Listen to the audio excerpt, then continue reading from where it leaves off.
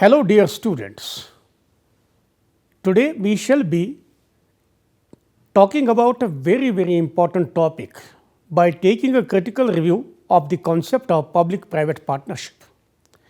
As you have understood in the previous lecture on PPPs, that a country like India needs to adopt such a model for development of infrastructure and other major projects and thereby rope in private sector as partners in development.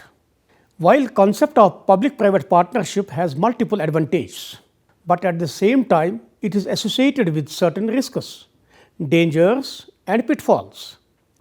Alongside, we shall also be discussing about our country's initiatives and preparedness to move to the next level of maturity of public-private partnerships.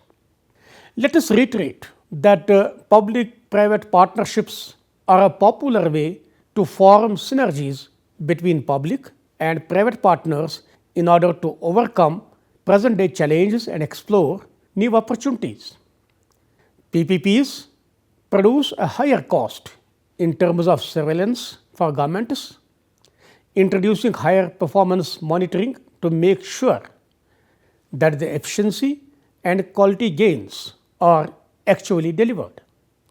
However, this higher cost is part of the price of a more reliable quality of service. But at the same time, public-private partnership projects pose several challenges which need to be understood and addressed carefully. There is often a lack of congruence in the objectives of the two partners, government and the private sector. The success of public-private partnership depends on the degree to which the public and private sector partners align their efforts in achieving these objectives. Clarity on objectives has to be defined by both the parties at the very outset. In addition, the organizational culture in the private and public sector differs widely. This may result in conflicting situations since e-governance involves substantial process reform needing interaction between the partner company and the government agency or agencies in charge of the domain. It is necessary to create an appropriate coordination and review mechanism that develops mutual trust and confidence. Also, the agreements defining the mutual role and responsibilities should be precisely drafted, following a transparent process of selection of the private partner. This is necessitated as there are a number of potential risks associated with public-private partnerships. We shall be discussing some of these issues and risks which critics of the concept generally complain about. And these are: number one, development, bidding and ongoing costs in PPP projects are likely to be greater than the traditional government procurement processes. The government should therefore determine whether the greater costs involved are justified. A number of PPP and implementation units around the world have developed methods for analyzing these costs and looking at value for money. Next, there is a cost attached to debt, which generally we call as debt servicing. While private sector can make it easier to get finance, but the same will be available at a higher cost than that of the government. Governments can typically borrow capital at an interest rate lower than any private company ever could. This is because governments have the power of taxation, which guarantees that they will be able to repay their debts. Since lending to governments almost always come at a lower risk than lending to a private entity, governments get better credit and cheaper financing costs for building large infrastructure projects than private finance. The next disadvantage can be some projects may be more politically or socially challenging to introduce and implement than others, particularly if there is an existing public sector workforce that fears being transferred to the private sector, or if significant tariff increases are required to make the project viable, or if there are significant land or resettlement issues, etc. Next, there is no unlimited risk bearing. Private firms and their lenders will be cautious about accepting major risks beyond their control, such as exchange rate risks, risk of existing assets. If they bear these risks, then their price for the service will reflect this. Private firms will also want to know that the rules of the game are to be respected by the government as regards undertakings to increase tariffs, fair regulation, etc. Private sector will also expect a significant level of control over operations if it is to accept significant risks. Private sector will do what it is paid to do and no more than that. Therefore, incentives and performance requirements need to be clearly set out in the contract. Focus should be on performance requirements that are outcome based and relatively easy to monitor. Next, government responsibility continues. Citizens will continue to hold government accountable for quality of utility services.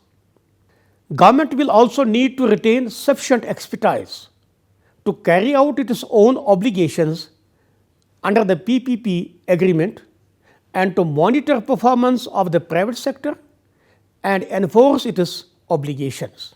Next, criticism of PPP mode is that the private sector is likely to have more expertise and after a short time have an advantage in the data relating to the project.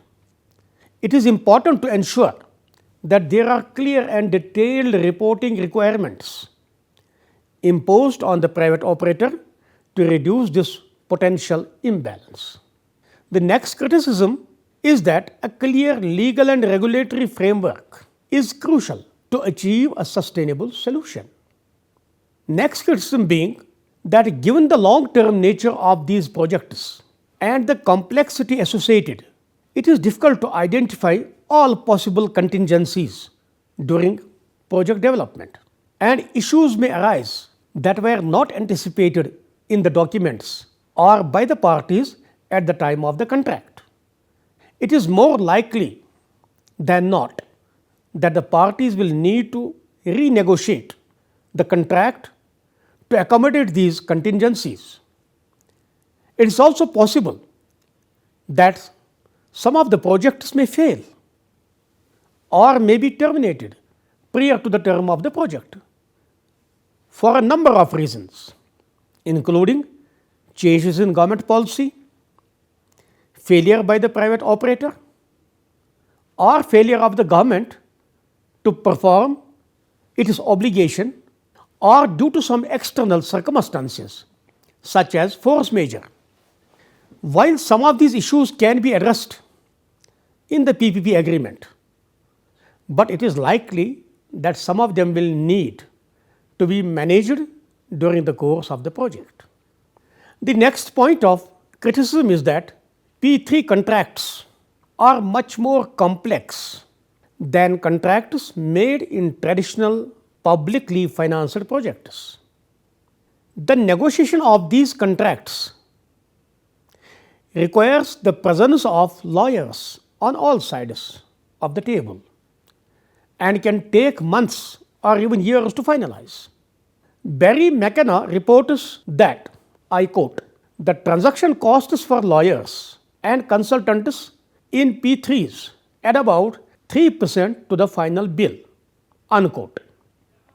Next, private companies that engage in P3s expect a return on investment after the completion of the project.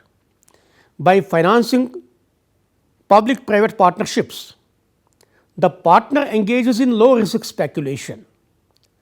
Over the course of the contract, the private partner can charge the end users and or the government for unreasonably more money than the cost of the initial investment. Next, under these partnerships, the government is required to share return from projects with private organizations. Private sector invests in public sector projects in return for income from these projects. After completion of the project, private companies charge high prices for providing services. Next, when public sector joins the private sector, it shares the responsibility and management of the project with them. Public sector cannot directly influence the activities of the project. Private sector, after investing large amount, enjoys rights and power of control over the activities. They employ their staff and managers according to their decisions. Next, the private corporations invest a huge amount in public projects.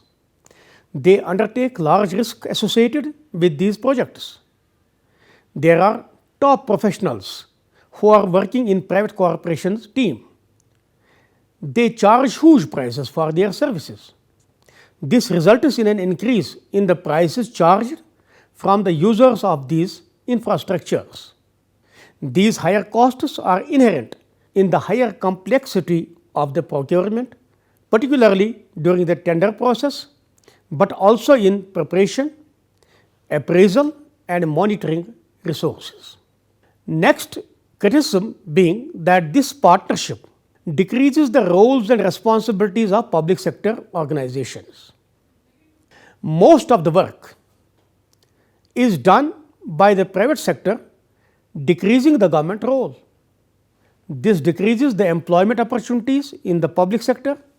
Next, criticism being when there are only a limited number of private entities that have the capability to complete a project, such as constructing a high-speed rail system. The relatively small field of bidders might mean less competition and thus less cost-effective partnering. Next, if the expertise in the partnership lies heavily on the private side, the government is at an inherent disadvantage. For example, it might be unable to accurately assess the proposed costs. The next point of criticism being that the PPP route has more visibility and political exposure. After political change, new government administrations can perceive that they are only paying for an infrastructure project that generated political benefits to others, I mean their predecessors in the past. Worse, it is also currently reducing their budgets to develop new projects. So, dear students, this negative factor can be mitigated in several ways. That is, proper communication policies, the search for political consensus on the use of the PPP model, and the establishment of a PPP program. Next point of criticism being public controversy may emerge due to the public belief that PPP implies either a rise in charges or the application of new user charges. Both the public and unions may react and be opposed to public-private partnerships, especially when they imply substitution for the direct provision of a public service. Again, communication is the essence of managing perception and contestation risks. Additionally, retrenchment is a specific matter that deserves careful attention and specific management. Next, lack of competition also emerges as a disadvantage. After the signing of the contract renegotiations are frequent. When this happens, being a monopolistic supplier, the private operator has an advantage in negotiating with the government compared to a supplier in the competitive market. The only way to mitigate these risks is to build flexibility for change into the contract together with clear boundaries. Dear students, these were some highlights of critical aspects of PPPs. We shall be now discussing about the transfer of risk under PPP mode. Both proponents and opponents of PPPs have their point of view.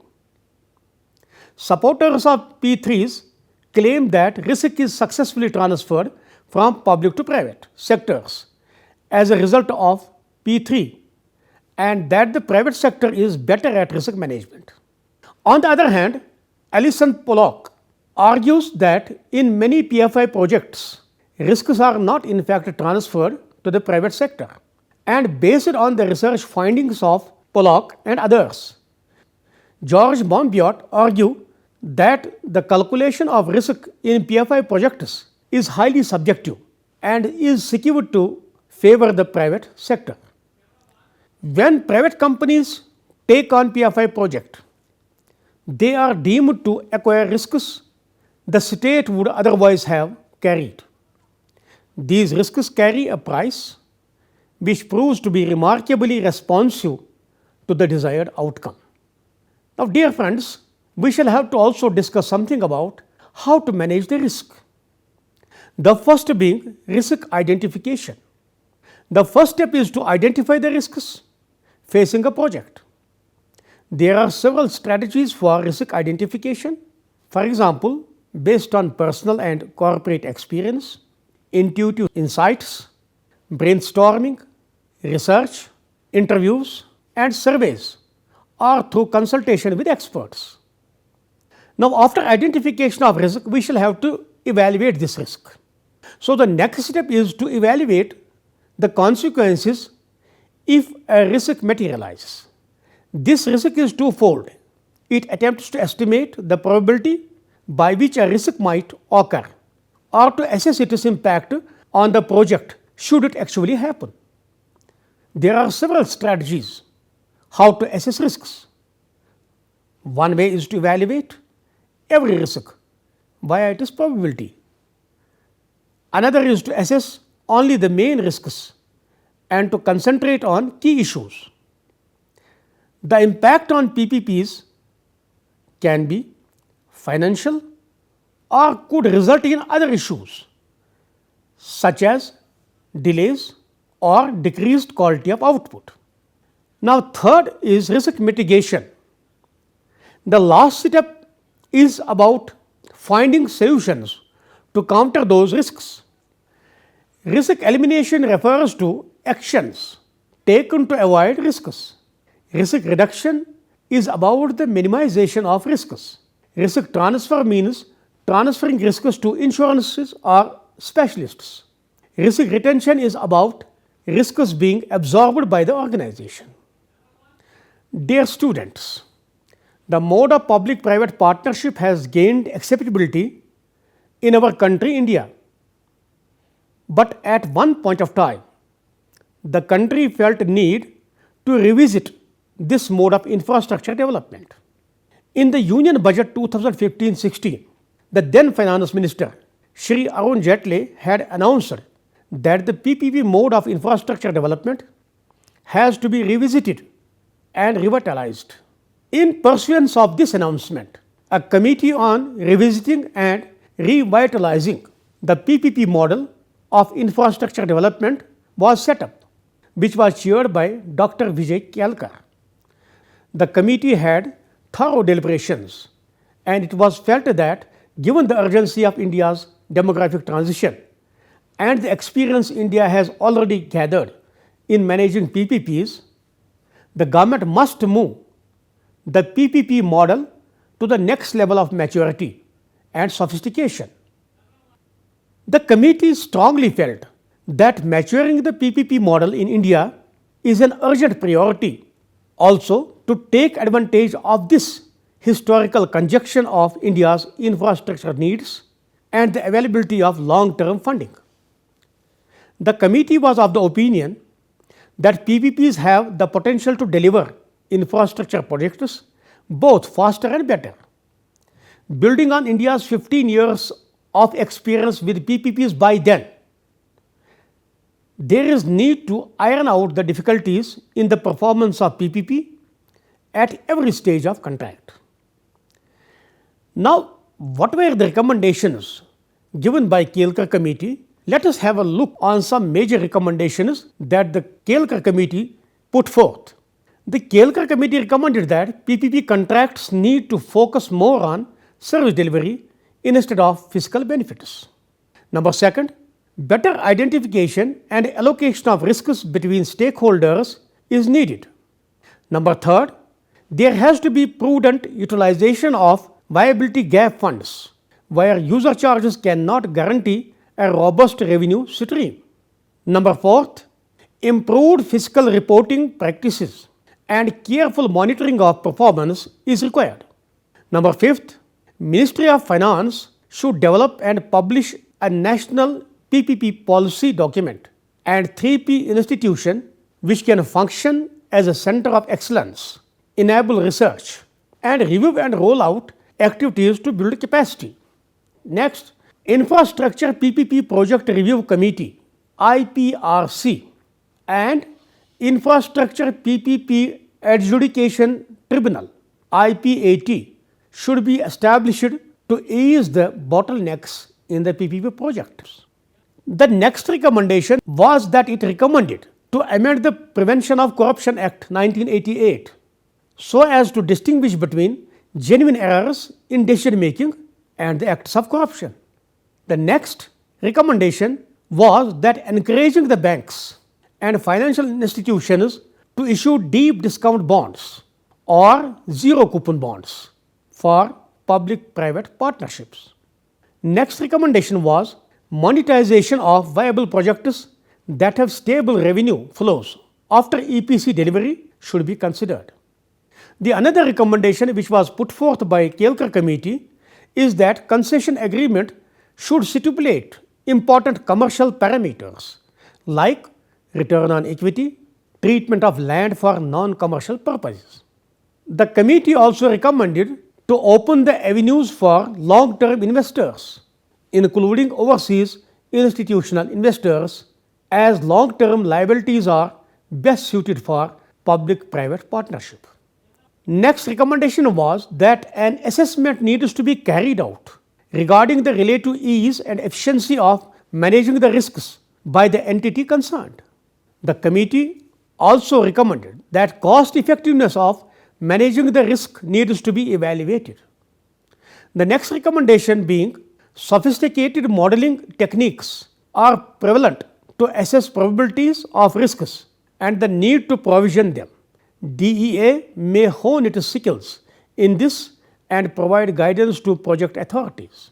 The another recommendation by the committee was that the final decision for a renegotiated concession agreement must be based on full disclosure of long-term costs, risks, and potential benefits. Next, comparison with the financial position for government at the time of signing the concession agreement.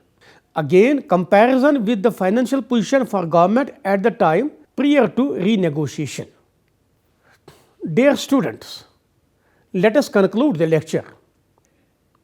Despite the already discussed constraints, pitfalls, many governments have turned to public-private partnerships in the hope that the private sector will finance public infrastructure and public services which have been savagely hit by the financial crisis. This hope has long run through the World Bank, OECD, and in the G20.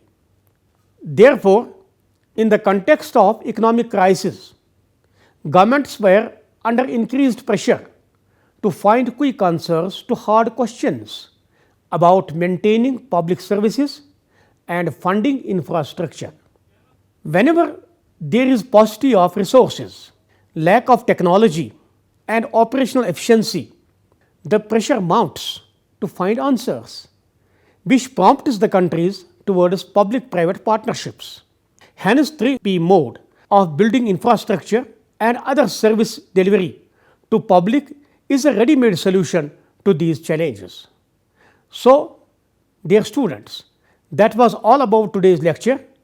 I hope you have gained important information about the topic.